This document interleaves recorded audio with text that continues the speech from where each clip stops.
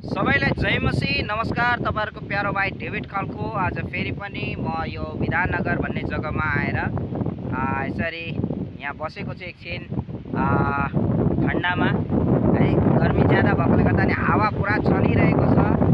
यस्तो हावा मौसममा पनि मलाई एउटा इच्छा के छ भन्दाखेरि एकै दुई जना आत्मालाई भए पनि मैले यदि सुसमाचार सुनाउन पाएर एउटा ट्र्याक्स पनि दिए भने मलाई परमेश्वरले त्यसको इनाम धेरै ठुलो रूपमा दिनुहुनेछ, यहाँ पनि अनि स्वर्ग राज्यमा पनि। त्यसैले गर्दाखेरि चाहे जस्तोसुकै परिस्थिति किन नहोस्, सुसमाचार प्रचारमा हमेशा अग्रसर रहन्छु। यहाँ हेर्नुहोस्, हावा यस्तो चलिरहेको छ, देख सकते हैं हवा इतना चल रहा है।